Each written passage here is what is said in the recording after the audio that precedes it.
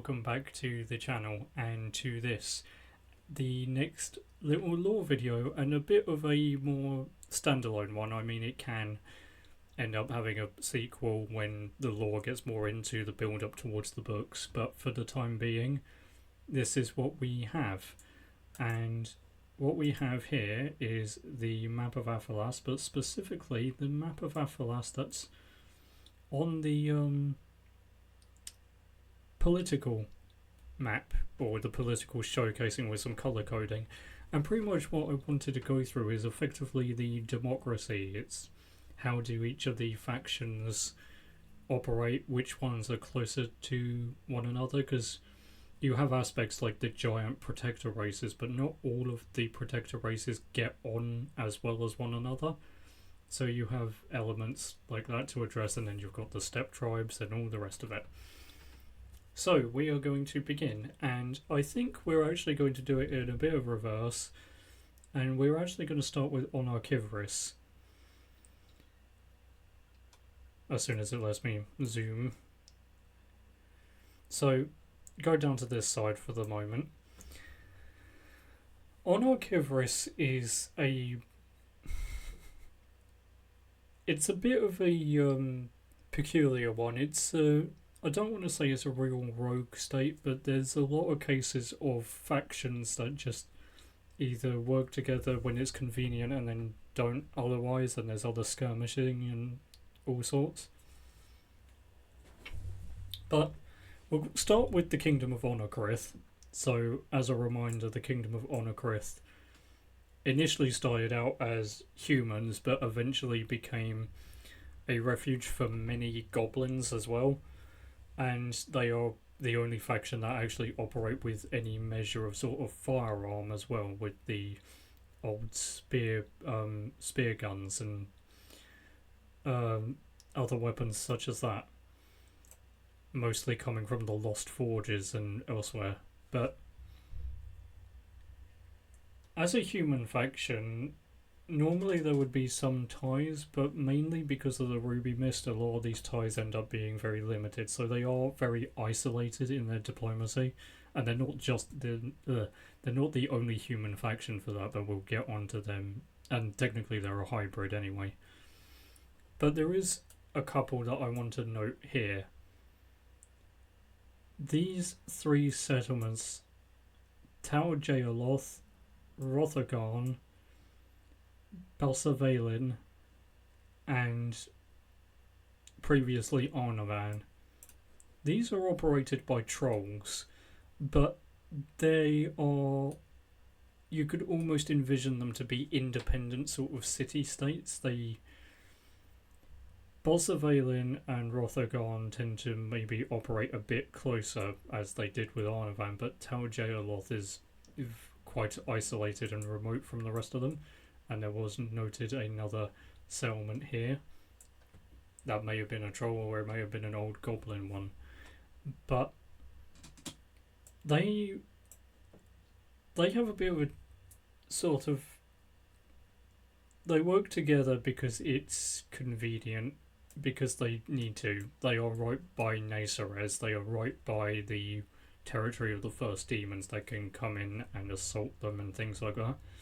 And because of that nature, they have ties to Onarkivris. There are some that are in closer relation than others, but some are a bit more wary as well, like the trolls tend to be of the humans. But they do show a bit more of an openness towards the goblins to an extent, but it's still fairly limited. But they do have sufficient trade. The Kingdom of Onarkivris is one of the factions that keeps them going a lot. It supplies them with different weaponry to help fight the first demons. They get support. They can retreat. They can sometimes retreat forces beyond Onarklen, which is the obvious border settlement for Onarkivris. But for the most part, they do tend to keep fairly alone. There's not too much to really say about those three. There's, except for the factor, and I am just going to briefly skim over them because again there's not a lot to say.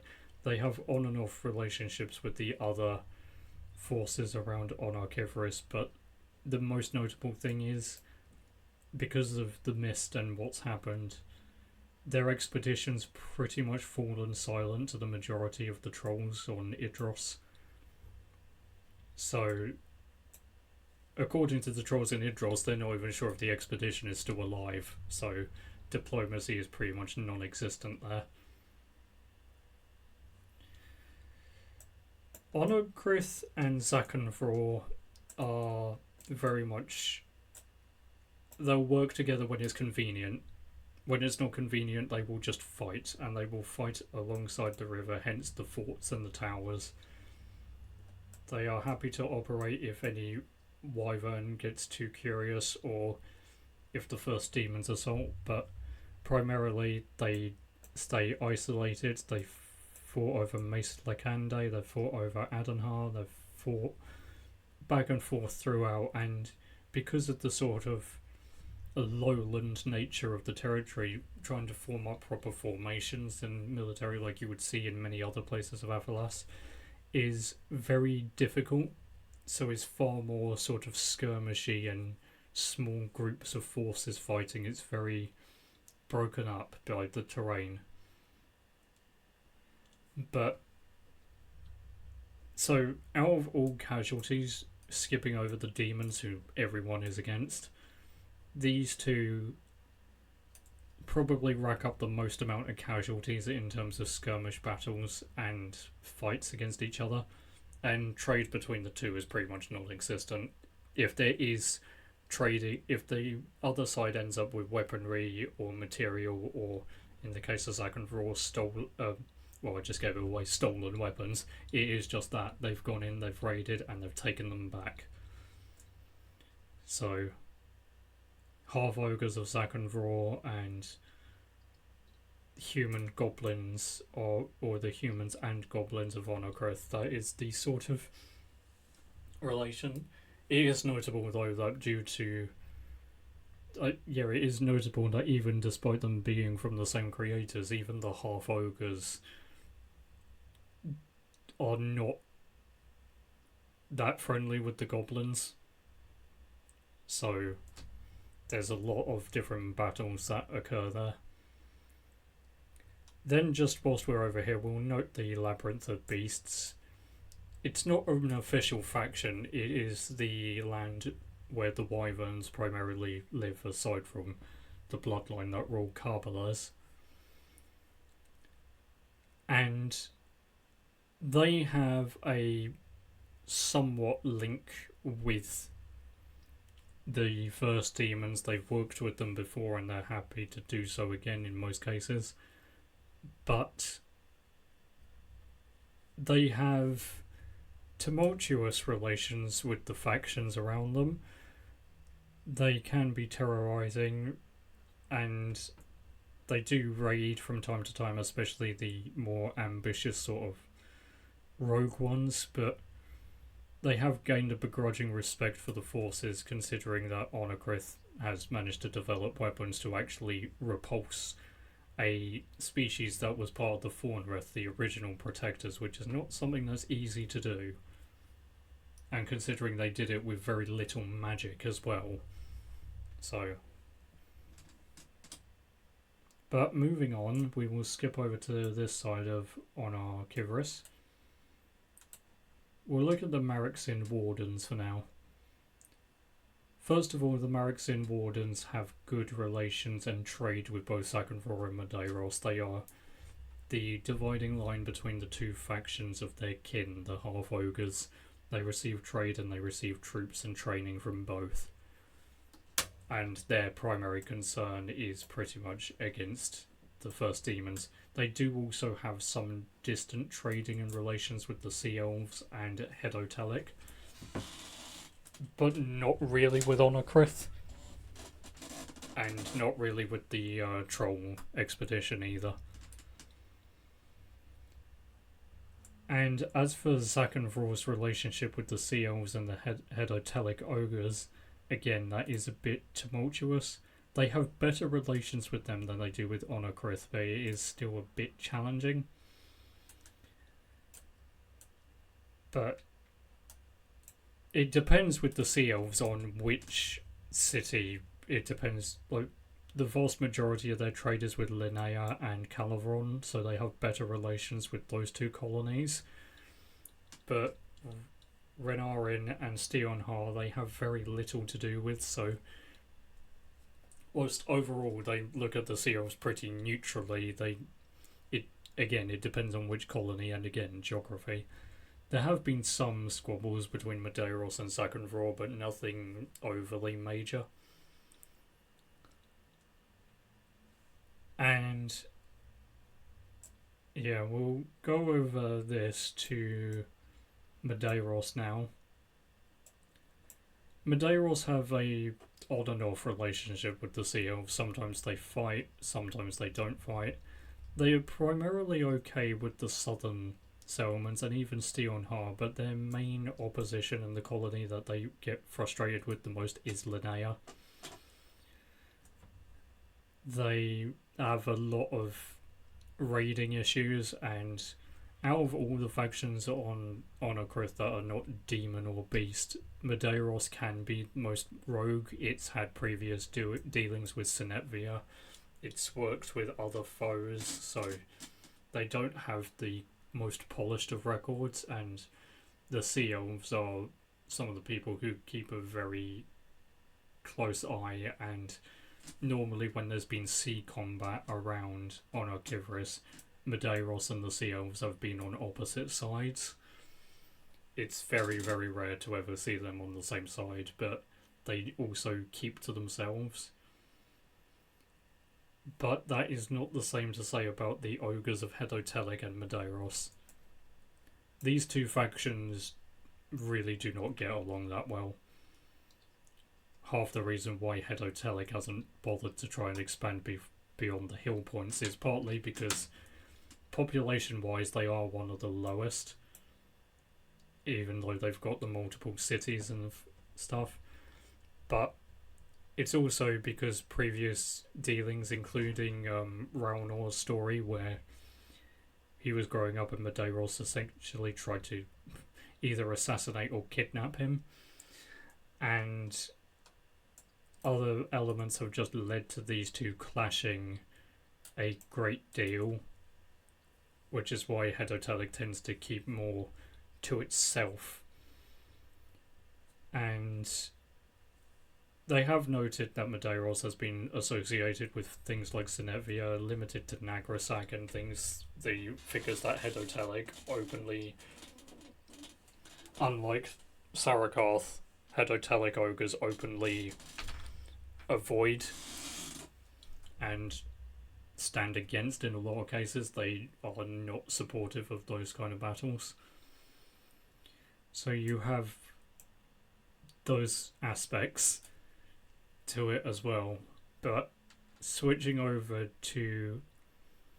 There are limited connections, however, before just switching over, because Hedotelic sometimes does send groups to the Alanei Savannah.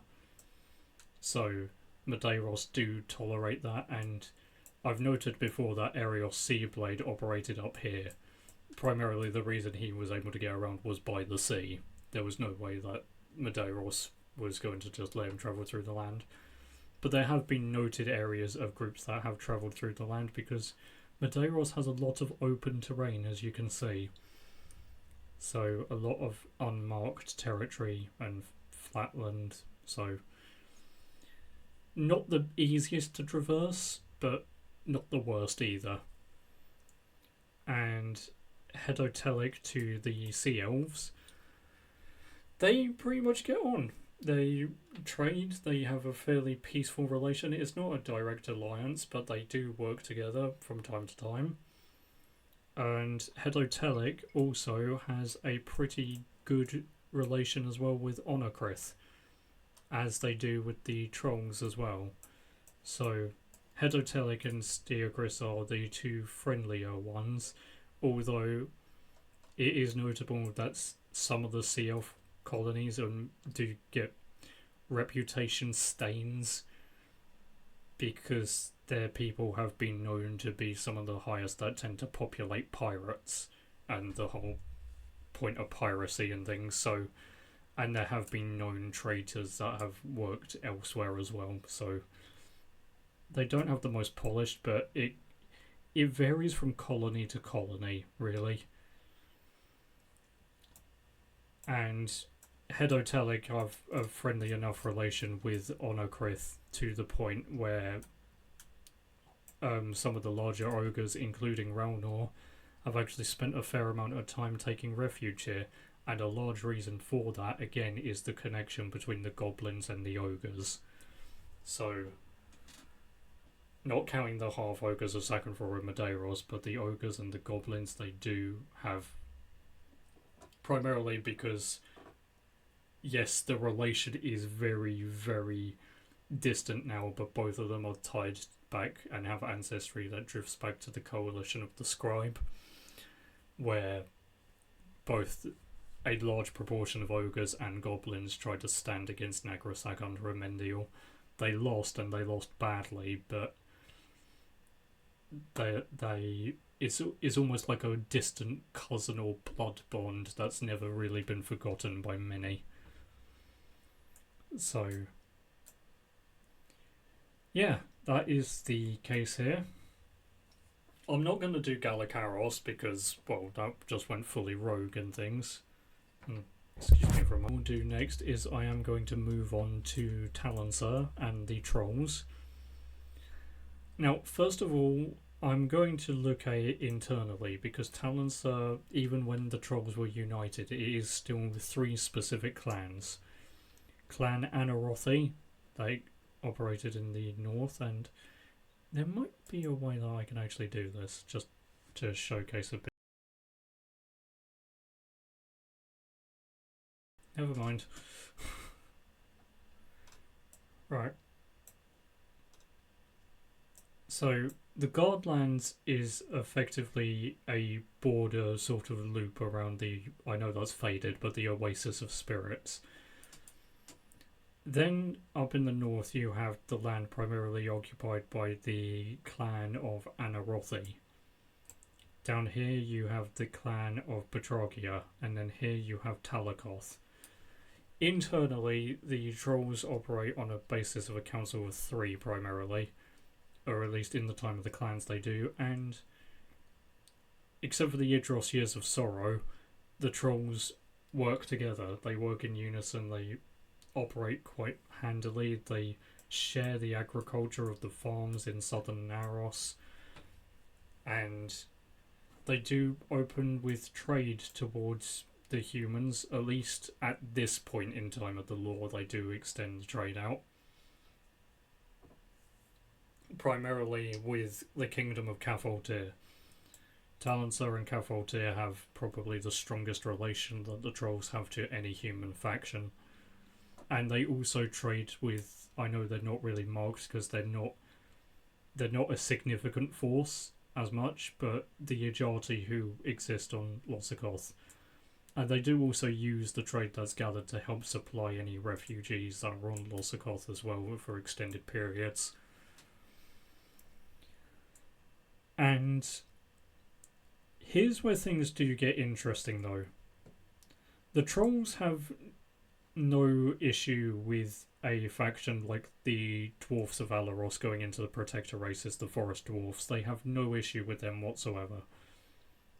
The Dracons and the Kirin, well, they have very little to do with the Kirindrek full stop, so it's just sheer geography and aspects like that, and especially after the A-gate barrier goes up. The Dracons of Darenthal, though, that's the interesting one. Geographically speaking, in terms of the Protector races, they are the ones that are the closest to the Trolls, and yet their usage of magic is something that the Trolls are constantly hesitant of, because the Trolls do not like magic. They do not like it one bit, and that's why characters like Olagron end up actually getting banished. And it's something that they do heavily, despite their ancient cultures and their ancient ways, they do heavily hold out against it. So the relation between the Trolls and the Dracons is collaborative, but beyond collaborative in terms of combat or the odd bit of trade, but nothing overly significant. It's pretty poor in terms of the protector races relations, but as much as that relationship with the Dracons is strained, and that also extends out to the Sister Elm Isles, who again, due to distance, they don't have as much to do with. The biggest one that the Trolls have a problem with, and this is very much due to the past, or this faction's past, but it's the Wood Elves of Erelgarth. The Trolls and the Wood Elves do not get along that well, mainly because the Trolls have always been very dutiful and never really sought out betrayal. They've been corrupted and they are vulnerable to corruption, but they've never outwardly chosen betrayal, like joining up with pirates or things like that. The Wood Elves escaped from the Dark Elves, effectively. They rebelled and they escaped. The Trolls see that as a force that cannot necessarily be trusted. And it's not made easier by the fact that the Wood Elves were granted one of the weapons, the Spear of Arakan. Wood of Arakan is there for the point of reference. But the Trolls hold the Scarlet Axe, but they partly don't think the Wood Elves deserved to have the weapon. They don't. They do not believe that they had deserved it or warrant it. And they also see the Wood Elves as overly aggressive, which they are not keen on either in terms of strategy. And that also extends out to the Ajati. The Trolls, in a lot of cases, there are aggressive Trolls. The Trolls of Batragi are particularly passionate and aggressive, but other Trolls like Talakoth and some of the ones from Anarothi, they tend to be more cautious and reserved, which tends to fly directly in the face of the tactics of the Wood Elves to an extent, but more so the Ajati. The Ajati tend to be a lot more aggressive in their fighting, and so due to the dutiful nature and the culture, the Trolls' relationships with the other protector races can be tumultuous. It's, with the exception of the forest dwarves, who, to be honest, they are very much sort of cut off from, aside from the little bit of gap here, and the odd trading with Darenthal, they are limited in their efforts. But in terms of other relationships, they stand against Nagrasak and Sedetvia and all of that. They have an okay relationship with Revlaror, but then they have no real communication with Tarasil due to the landlocked nature. They respect the Temple Guard to a massive degree. Kingdom of Talamarith, they have little communication with, and they do help out from time to time and work together from time to time. Sorry.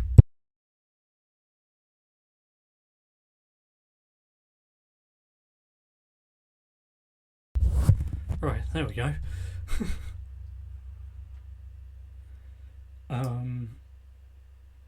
But above all others, and the Ajati of Erijon again, like a lot of the relationships between the main sector Aphalas and Arasin and Onokivris gets hindered. Like the Ruby Mist for the longest time, but then the Agate barrier, so there is a lot of limitations. But for the Trolls, with their dutiful nature, they know of the Amethyst Protectors, they know of the Temple Guard, and they heavily respect both of them. And yeah, they do have a decent communication with the dwarfs. I mean, during Tonreef's War or Idros Years of Sorrow? No, the Years of Sorrow. The Kingdom of Cavoltir, alongside the dwarves, actually go and aid Idros, and well, they aid the Twin Isles, so the Trolls become even more grateful after that. But there is one faction above all others that the Trolls of Idros absolutely despise, and that is the Ogres of Saragarth. The Ogres of Saragarth and the Trolls of Idros absolutely hate each other. They have been enemies, they've been begrudging allies, they've been all sorts, but they fight and they fight and they fight because when Saragoth is joined by, well, when Saragoth has a king who's more leaning towards Nagrasag or subservient to him, the ogres are the ones who always get tasked with attacking the Twin Isles to tie up the trolls. So, much like a relation we'll get in a bit later when we look into the Ajati, the constant battling between the two of them is why that hatred has just developed for the other. But then it extends out that even when the ogres have a king that's either neutral or more friendly towards the protector races and the rest of Aphalas, the two just do not get along. There's just been too much blood spilt and things like that for them to be able to. And then we will move on to, well, we've mentioned them, Saragoth. Saragoth are a very weird one because their allegiance switches depending on the king, depending on the amount of pressure that Nagrasag extends onto them. And they have a close bond with Hedotelic, and they are able... Sorry.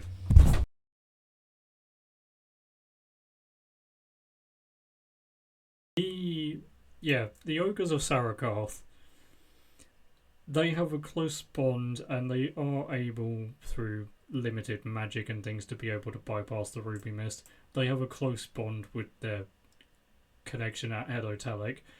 When they're friendly, when they're hostile, Hedotelic basically cuts off any communication with them. And so that's a bit tumultuous, but it's Hedotelic refuses to ever get drawn into Nagrasag's force or anything such as that. But in terms of Nagrasag, Nagrasag was the creator of the ogres, and when it came to the coalition of the scribe, whilst he actively tried to punish and drive off the goblins, when it came to the ogres, he pretty much wanted to subjugate them. He wanted their power, he wanted their strength to still be used within his ranks, and it's varied from king to king. Some kings of Saragoth have stood by him, others have stood fundamentally against, others have tried to just remain neutral.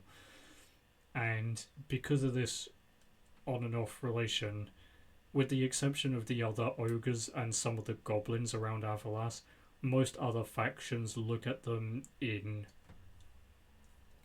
pretty much hesitancy and difficulty. In some cases, and because of their amazing seafarers, it does actually make them a very independent faction. They're not very reliant on others. They can keep a lot of things self-sufficient. But they have a begrudging alliance. They have a begrudging alliance with the Dark Elves of Steotha. They have an because of the flip-flopping from serving Nagrasag, whilst the Dark Elves were the first to bend the knee to him. Their relationship with the Forest Dwarfs is interesting because it's almost like a bit more of a rivalry in construction and development. So they do trade with the dwarves and when they're friendly. And there are, with the exception of the trolls, the Dracons, the Wood Elves to an extent, the Ajati again to an extent, and the Forest Dwarfs, they are happy to support them when they're neutral or they're peaceful when things and friendly, but then obviously when they start serving the enemy, they are a very self-sufficient faction, but they're also a faction that has a lot of internal division and a lot of people uncertain on which way they spin. So they are, whilst the Dark Elves are a complete and dedicated loyal ally to Nagrasag, the Ogres of Saragoth are always a begrudging and more like a subjugated vassal than an actual willing ally. I could go through Nagrasag's Demesne, but the basic principles of it are I just explained about the ogres and the dark elves. They are hostile consistently to every single protector race and the vast majority of the human factions as well. But because of the nature of who they are with the demons and everything, they don't necessarily have to operate in the same way in terms of trade or things like that. And we have that part. Then just trying to whiz through some of these now to try and make up for the interruption we just had.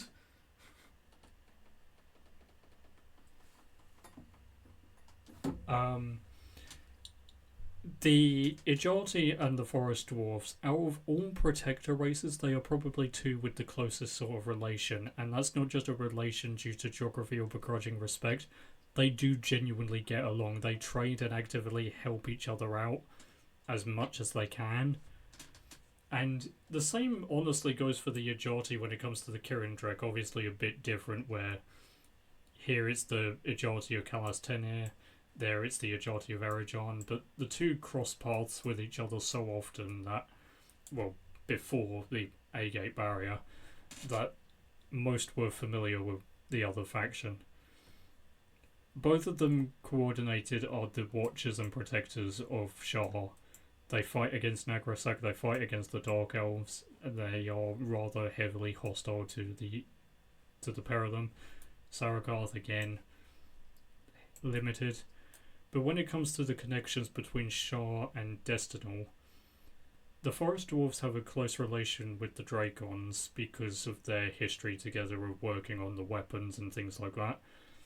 They each have decent relationships with the Wood Elves, but the Ajati specifically have a very close connection with the Kingdom of Talamarith, the humans, and yes, they trade.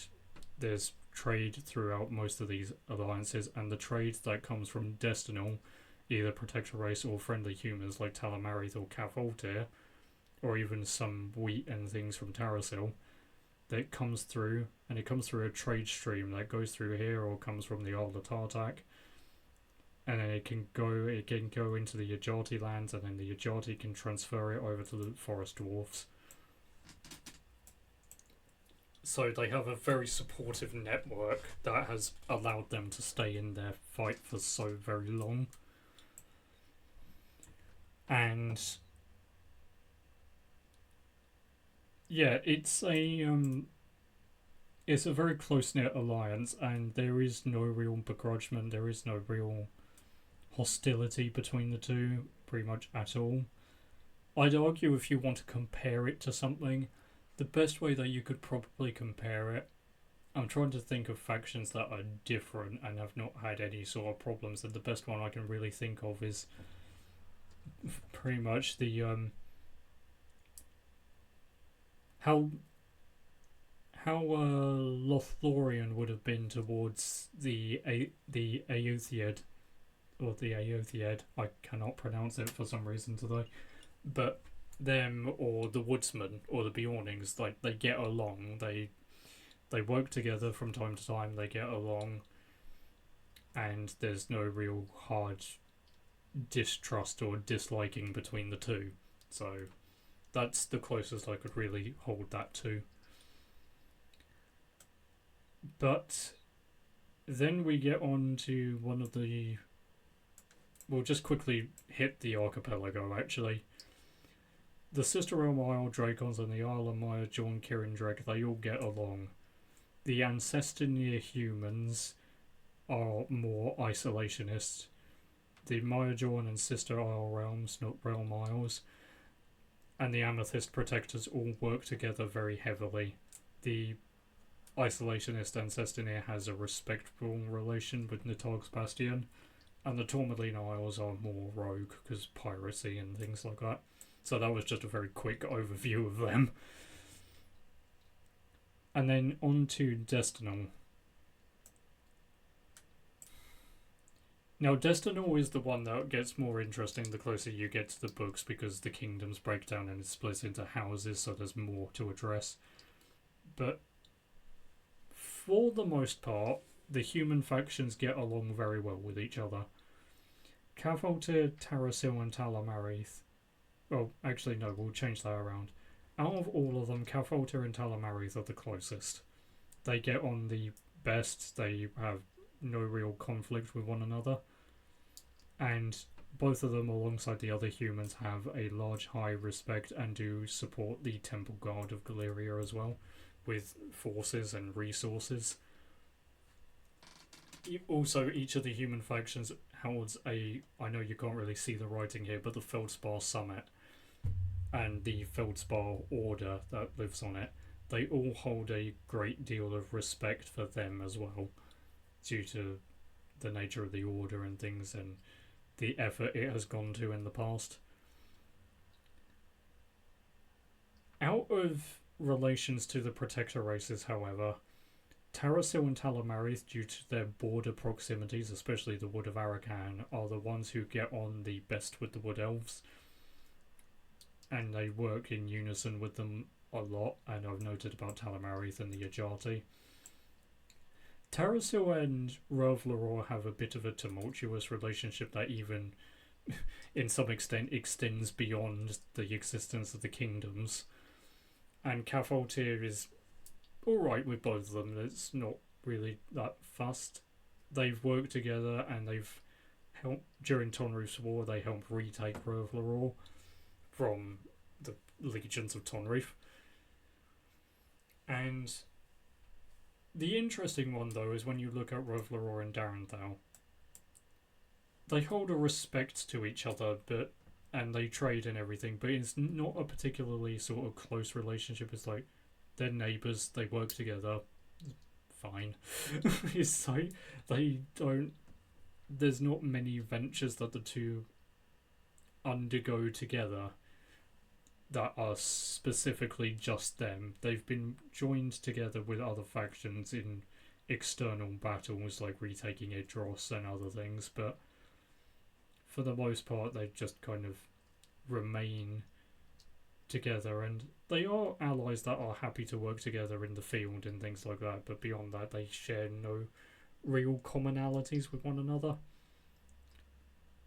And the Darenthal Dragons, they get on fine with the Wood Elves, they have a close relationship with them, they get on decently with the Sister Elm Isles, and pretty much all the Protector races, even the Trolls with a bit of tumultuosity.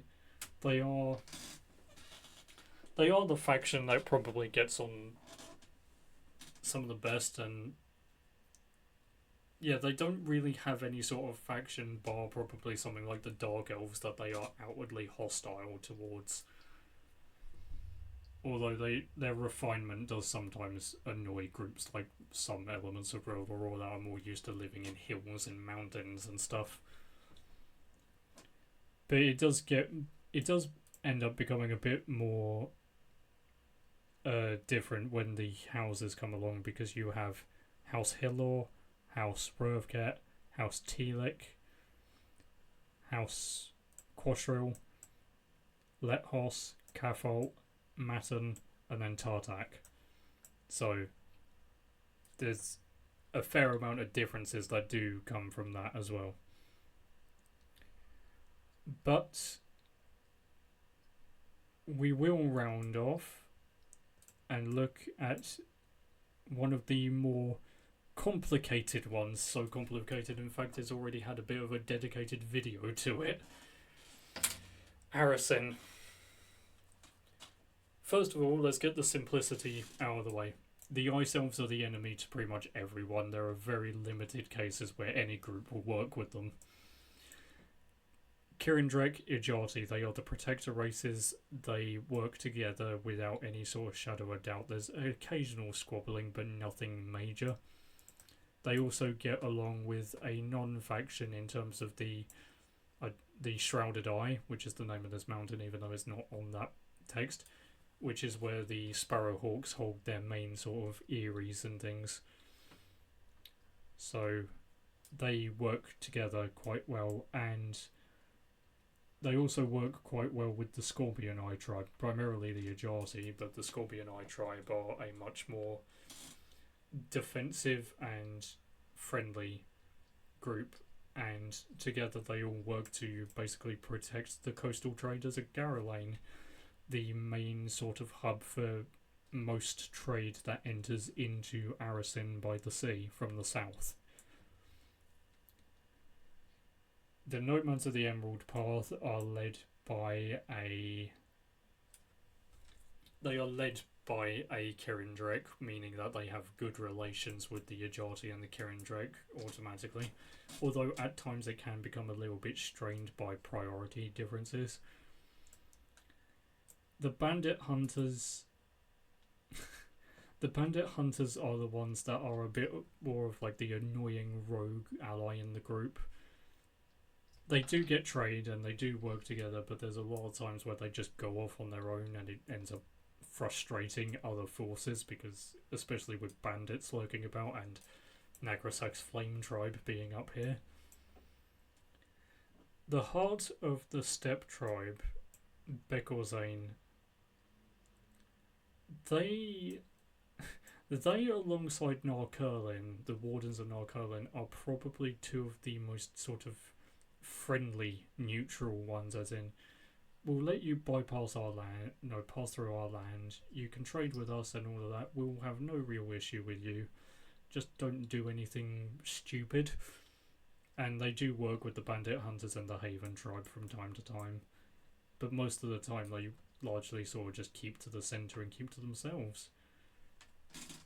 The bandits are bandits, they sometimes form coalitions, but most of the time are just out for their own gain, as are the minor nomads. The Ulival Scourge of Arakirin bandits,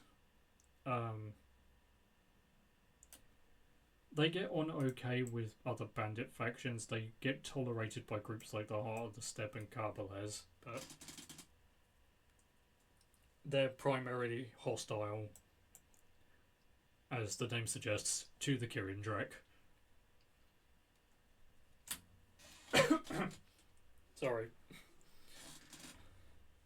They are primarily hostile towards the Kirindrek, to the point where the city they operate in is a previously held Kirindrek city that got driven out from.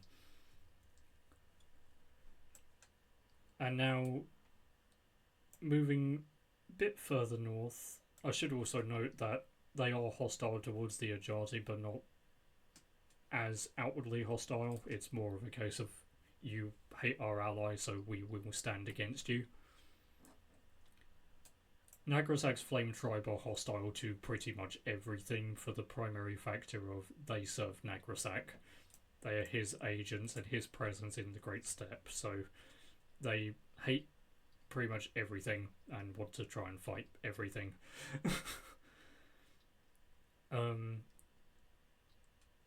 Karbeles, the land ruled by the Wyvern bloodline. They, much like Bekorzane and a few of the others, are very much neutral, but they are neutral and isolationist. But unlike the others, where it's like, oh fine, you can pass through our land and everything like that, you try and pass through these guys' land and they will hunt you down. They are isolationist and they are very guarded of their perimeter. It's a small perimeter, but they hold it firm. And they don't like to attack, they don't like to fight, they just really want to be left to their own devices. So they hunt and they are self-sufficient, and occasionally they have the odd bit of trade, but it's nothing major. And it's always a bit concerning for the trader, is like, am I going to actually make it out of this journey, or am I going to become a wyvern's dinner or something? Then you have the northern group, the Lost Ones, Nomads, and the Wardens of Narkurlin. Both of them work well with the Kirindrek. They have little to no connection to the Ajati, to be honest. And honestly, the two of them work together hand in hand quite well, but they're not outwardly allies with the forces of good. It's more of the case of they work together as a nature to protect each other, because they are very much focused on protecting the people. They have havens set up within Narkurlin. The Lost Ones normally guide the refugees or the vulnerable, injured, and Narkurlin takes care of them. Sort of similar in some cases to Daelanor, only far closer built into the mountains. So, and because it's got two different factions effectively guarding it that work together, with plus trade support from Arakirin, forces like the Legions of the Ice Elves or Rorne's forces, they can never really assault it or come close to assaulting it because they just get intercepted. The forces can get blocked at the mountain passes. If Anilon really got sieged down, it would be a real issue and a big trap for them to be able to bypass. So that was a quick flyby of the steps, to be honest, because my voice is sort of wearing a little bit. But that really just brings us down to the Fayuk humans, and yes, it's that. Now, they actually share a kind of similarity to the Sea Elves, where each mountain hold is effectively its own territory. Yes, kind of similar to a lot of different dwarven things and all of that in fantasy. And for the most part, these internal mountain holds, they get on well with each other. There's occasionally fighting between them, but they trade between each other and they help. They also get some trade from the Kirindrek, but it's never particularly massive. They also do, before the A-Gate barrier, they also receive some trade from other pockets of land as well, but the main thing about them is that they are very sort of in it for themselves. They keep to themselves primarily. Occasionally there's begrudging alliances, but it's normally a case that they won't get involved in a conflict unless they get drawn into it directly. And they largely keep to themselves. They have had previous incursions and fights against the Kirindrek, so whilst they do receive support, there is also the begrudging tension between the two. They are openly hostile towards the Ice Elves, though. They know that the Ice Elves are a threat, and because that's the thing, they might be isolationist, but they are not stupid. So, and because of their isolationism, when it comes to the rest of Aphalas, they, even Ancestornir, which have the same sort of kin, they have pretty much nothing to do with them. So they are there are a few different isolationist factions here. But, and whilst we're noting on the isolationist ones, I will just bring up the vampires in the subterranean lands of Aphalas. They work in unison with other factions when it's convenient to them, and that's pretty much the only. Or again, if there's been a direct slight, why did the last prince end up slaying one of the Conrogues who are actively attacking Rorne? It's more because it's like partly the threat extended out to them, and also partly it was to avenge a slight that was made against them. So thank you all for watching this video, and I hope you enjoyed. And if you would like to see some similar content to this one, you can click there. Or if you would like to change around and have an explore of some of the other content, then you can check out the link below, which will be to a playlist. And if you would like to check out the content on other pages or socials, or if you would like to explore some of the other elements in detail, or pick up a book or whatever, or come and chat to me on Twitch when I'm alive, then down there. And as you can see, it has a list of what to expect on each of those platforms. And until next time, welcome to the Kingdom of Aphalas, the world of Fellow Mind books. Please do like, please do subscribe, and if you want to, pop out a comment.